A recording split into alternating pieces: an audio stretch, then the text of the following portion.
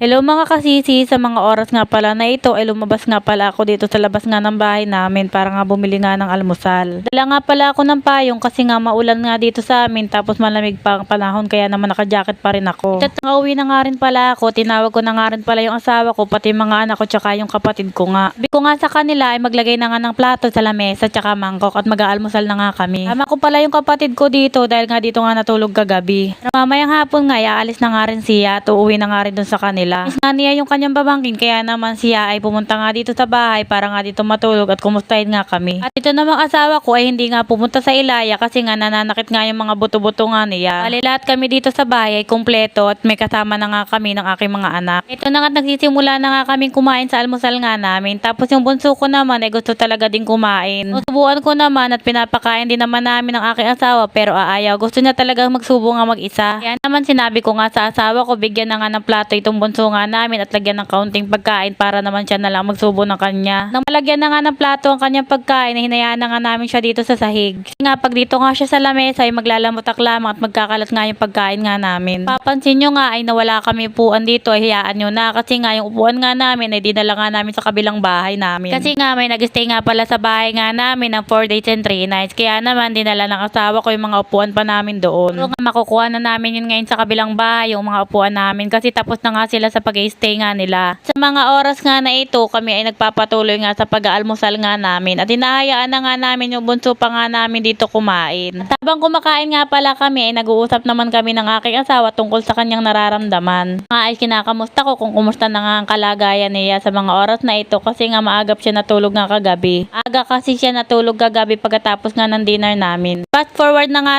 tayo, habang nga kami natapos na sa pag-aalmusal nga namin, maya-maya nga habang naglalaro nga yung bunso ko ngang anak, lumapit nga sa akin at habang naman nagsusulat ako, kinuha nga niya. Kaya naman, binigyan ko na nga rin siya ng ballpen tsaka ng papel. Maya-maya nga, ito na naman at kakain na naman kami nga ng tanghalian. Bilis nga ng takbo ng oras, kaya naman kakain na naman kami. Inang umaga nga, habang bumibili nga pala ako ng almusal sa tindahan, may nakasalubong nga pala ako, nakakilala ko na naglalako nga ng tilapia na nag-aalok din. Una nga, ay tinanong ko yung kakilala ko kung ano nga pala yung tinitinda niya. Sabi nga daw niya tilapia. Tapos nung inalok naman niya ako, sabi ko ngay magdala na nga lang sa bahay. Ang nakuha ko nga palang tilapia sa kanya ay 3 piraso, 150. Yan nga, maya-maya nga ay nagsaing na nga rin ako pagdating nga ng alas 10. Kaya na nga rin kinugasan yung tilapia pagkatapos nga pinirito ko na nga din. Tapos nagpahiwa nga pala ako sa kapatid ko nga ng bawang sibuyas tsaka kamatis. Sabi ko nga sa kapatid ko na habang nagse-cellphone lamang siya ay ikaw nang mag-isa ng ulam nga natin. Para ako na matuto siya magluto, siya na nga mag-isa, tuturuan ko na lamang siya. Sasabihin ko na lamang kung ano mga susunod na gagawin niya. At titikman ko nga yung luto niya para malaman ko nga kung gaano kasarap.